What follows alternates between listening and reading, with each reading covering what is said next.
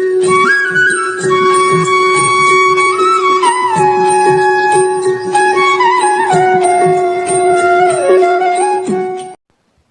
சாய்ராம். அன்பு குழந்தையே, என்னை நம்பினால் இன்று முதல் புதிய முயற்சி செய். புது வாழ்க்கை ஆரம்பிக்கும். இதுவரை தோற்றதையும் நம்பிக்கை இழந்ததையும் மரண விளிம்புக்கு சென்றதையும் மறந்துவிடு. வாழ்வதற்கு வா. உன்னை வசந்தத்திற்கு அழைத்து செல்ல நான் காத்திருக்கிறேன். உன்னை வாழ தகுதியில்லாத நபர் என நீயே முடிவு செய்து கொள்ளும் நிலைக்கு வந்திருப்பது தவறானது. அதை தள்ளிவிடு. இன்னும் சிறிது காலத்திற்குள் நல்ல சூழலை ஏற்படுத்துவேன். உன்னை போல இன்னொரு குழந்தை இருக்கிறாள். புரிந்து கொள்ளும் முன்பே விட்டு பிரிந்து விட்டு விவாகரத்து கேட்கும் கணவனை நினைத்து கஷ்டப்பட்டு கொண்டிருக்கிறாள். நான் என்ன பாவம் செய்தேன் என என்னிடம் தினமும் கேட்டுக்கொண்டிருக்கிறாள். பூர்வ கணக்கு தப்பாது. அது முடிந்து விட்டது. புது கணக்கை தொடங்கு. வாழ்வதற்கு முடிவு செய். நல்ல வசந்த காலம் உனக்காக காத்திருக்கிறது. நீ இனி மகிழ்ச்சி பாதையில் செல்ல இருக்கிறாய். உன் கர்மா முடிந்து விட்டது. பாபாவை பிரார்த்தனை செய்யுங்கள். அவர் உங்களின் அனைத்து இன்னல்களில் இருந்தும் விடுவிப்பார். நானா சாஹேப் பாபாவின் மிகப்பெரிய பக்தர்.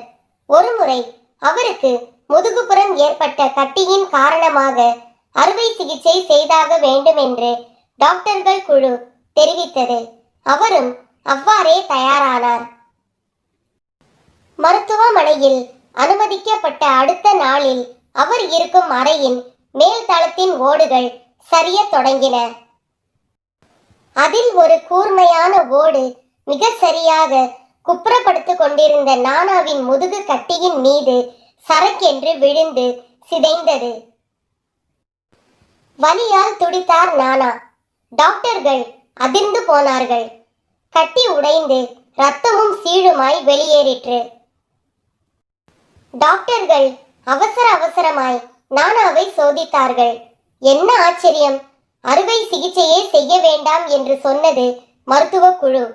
அத்தனை அற்புதமாக ஆபரேஷன் செய்யப்பட்டது. ஆம், 7-8 டாக்டர்கள் உத்தரவாதம் தராமல் செய்வதாக இருந்த அறுவை சிகிச்சையை உத்தரத்தில் இருந்து விழுந்த ஒரு போர்டு செய்துவிட்டது. சில நாட்கள் சென்றன. நானா சாஹிப் பூரண குணமடைந்ததும் பாபாவை காண சென்றார். வா வா என்று அவரை அழைத்த சாய்பாபா தன் ஆட்காட்டி விரலை நானா சாஹிப் முன்னால் நீட்டினார். ஒன்றும் புரியாமல் பார்த்தார். பாபா புன்னகைத்தார். என்னப்பா, என்னிடம் நீ சொல்லாவிட்டால் எனக்கு தெரியாதா என்ன? இதோ என் ஆட்காட்டி விரலால் கூரையிலிருந்து ஓட்டினை தள்ளி உனக்கு சிகிச்சை செய்ததே நான் தான் என்று புன்னகைத்தார் ஷிரடி சாய்பாபா. பரவசத்தில் நெகிழ்ந்து போனார் நானா சாஹேப். ஆமாம், உங்களுக்கு என்ன பிரச்சனை இருந்தாலும் பாபாவை பிரார்த்தனை செய்யுங்கள். நீங்கள் பிரார்த்தனை செய்யாவிட்டாலும் பரவாயில்லை. பாபா உங்களை கவனித்துக் கொண்டுதான் இருக்கிறார்.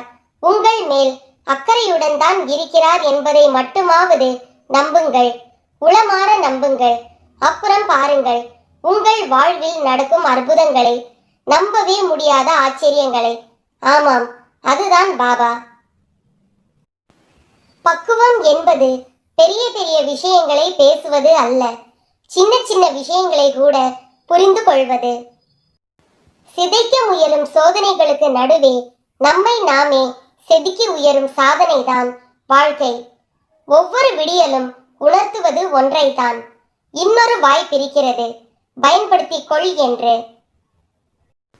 நம்மை ஏளனமாக பார்ப்பவரை அடிக்கடி சந்திக்க வேண்டும். அப்போதுதான் வாழ்ந்து காட்ட வேண்டும் என்ற எண்ணம் அதிகமாகும்.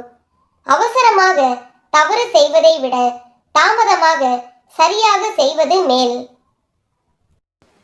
நீங்கள் சரியான பாதையில் செல்லும் போது கண்ணுக்கு தெரியாத கைகள் உங்களுக்கு உதவிக்கு வரும். வேகம் எதிர்பார்க்காத முடிவினை தரும். விவேகம் எதிர்பார்ப்பினை முடிவாய் தரும். எங்கு நீங்கள் தவிர்க்கப்படுகிறீர்களோ அல்லது நிராகரிக்கப்படுகிறீர்களோ அங்கு நீங்கள் தவிர்க்க முடியாத சக்தியாக உருவெடுப்பதுதான் உண்மையான வெற்றி. நாட்கள் எல்லாம் அழகாய்தான் பிறக்கிறது. நம் மனநிலைதான் தினமும் மாறுபடுகிறது. வெற்றி என்பது வளர்ந்த மரம் போல. முயற்சி என்னும் விதையை தூவிய மறுகணமே மரத்தை எதிர்பார்க்காதே. சில நேரங்களில் உங்களை தாழ்த்தி பேசுபவரை அப்படியே விட்டுவிடுங்கள்.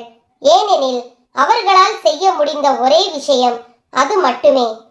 வாழ்க்கை உன்னை எத்தனை முறை கஷ்டப்படுத்தினாலும் நினைவில் வைத்துக்கொள், நீ படும் கஷ்டமெல்லாம் உன்னை சிறந்த மனிதனாக மாற்றுவதற்கே. என்ன நடக்கும் ஏது நடக்கும் என்று யோசித்துக் கொண்டிருப்பதை விட முயற்சித்து பார். கிடைத்தால் வெற்றி, இல்லையேல் அனுபவம். இரண்டுமே தேவைதான் வாழ்க்கையில். பல சமயங்களில் உனக்காக உன்னால் நியாயம் கேட்க முடியாமல் போகலாம். ஆனால் உனக்காக கடவுள் கேட்பார் என்ற நம்பிக்கை எப்பொழுதும் உனக்கு இருக்க வேண்டும். அனைத்தும் கிடைத்தால் அலட்சியம் வந்துவிடும் என்பதால் தான் சிலவற்றை கிடைக்காத வரிசையிலே வைத்து விடுகிறது காலம். வருடங்கள் மாறுவதால் வாழ்க்கை மாறாது. விடாமுயற்சியும் தன்னம்பிக்கையும் இருந்தால் மட்டுமே வாழ்க்கை மாறும். பிறரை மதிப்பதில் இருக்கிறது உனக்கான மதிப்பு. வாழ்க்கை என்பது நீ எதிர்பார்த்தது போல் இல்லை. ஆனால் நீ நினைத்தபடி மாற்ற முடியும், நீ முயற்சித்தால் மட்டுமே. காளான் ஒன்று தன் அருகிலுள்ள ஆலமர விதையை பார்த்து, ஒரே நாளில் நான் வளர்ந்து விட்டேன் பார்த்தாயா, நீ இன்னும் துளிர் விடவே இல்லை என்று ஏளனமாக பேசும். அடுத்தடுத்த நாள்களில் அந்த ஆலமர விதை மெல்ல துளிர் விட்டு செடியாகி காலப்போக்கில் மாபெரும் விருட்சமாக படர்ந்து விரிந்து நிற்கும். ஏளனம் பேசிய காளான் இருந்த இடம் தெரியாமல் எங்கோ மறைந்து போயிருக்கும். ஒவ்வொருவருக்குள்ளும் ஒரு திறமை உண்டு. காலம் வரும்போது பிரகாசிப்பது நிச்சயம். பொறுமை, நம்பிக்கை, முயற்சி அவசியம். எவரையும் ஏளனமாக பார்க்காதீர்கள். அனுபவம் சொல்லித்தரும் பாடத்தை 1000 ஆசிரியர்களாலும் கோடிக்கணக்கான புத்தகத்தாலும் கூட சொல்லித்தர முடியாது. நாம் வாழும் வரை நம்மை யாரும் வெறுக்க கூடாது. வாழ்ந்து முடித்த பின் நம்மை யாரும் மறக்க கூடாது. இதுதான் வாழ்வின் வெற்றி. அதிகம் நல்லவனாக இருக்க நினைக்காதே. உன்னை நடிகன் என்று சொல்லிவிடுவார்கள். அதிகம் அன்போடு நடந்து கொள்ளாதே, அடிமையாக்கி விடுவார்கள். அதிகம் பொறுமையுடன் நடக்காதே, பைத்தியமாகும் வரை விடமாட்டார்கள். வெளிப்படையாக இருந்து விடாதே, பலர் உன்னை வெறுக்க நேரிடும். எல்லோரையும் நம்பி விடாதே, ஏமாற்ற பலர் இருக்கிறார்கள். கோபப்படாமல் இருந்து விடாதே, கோமாளியாக்கி விடுவார்கள். அடுத்தவன் வளர்ச்சியை விமர்சிக்கும் நேரத்தை நீ உன் வளர்ச்சிக்காக செலவிட்டு பார். அவனை விட நீ உயர்ந்து நிற்பாய். நான் இல்லாத இடமே எங்கும் இல்லை, எப்படியாவது தோன்றுவேன் உனக்காக. பூக்களின் நறுமணம் அதற்கான காற்று வீசும்போதுதான் உன்னால் நுகர முடியும். அதை போல வெற்றி வாய்ப்பு என்று தென்றல் காற்று உன்னிடத்தில் வரும் வரை நீ காத்திரு.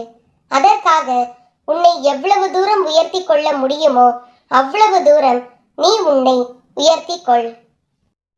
நம்முடைய இனிய விருப்பங்கள் ஒரு கணமும் தாமதமின்றி நிறைவேறும் நேரம் வரும் என சாய்பாபா கூறியிருக்கிறார். அதுவரை பொறுமை காக்க வேண்டும். எப்பொழுது பிரச்சனைகளை எதிர்கொண்டாலும் பொறுமையாக இருப்பது மட்டுமே நம்மை கரை சேர்க்கும். பாபா, தங்கள் முன் வீழ்ந்து பணிகின்றோம். எளிய ஆதரவற்ற எங்களை ஆசீர்வதிக்க வேண்டுகிறோம். இனி தங்களின் புனித பாதங்களே எங்களது ஒரே அடைக்கலமாக இருக்கட்டும். பற்பல எண்ணங்கள் கனவிலும் நினைவிலும் எங்களை தொல்லைப்படுத்துகின்றன. எங்கள் மனதை அணைகளிலிருந்து எல்லாம் தங்கள் வழிபாட்டுக்கு திருப்பி எங்களை ஆசீர்வதிக்க வேண்டுகிறோம். ஜெய் சாய்ராம்.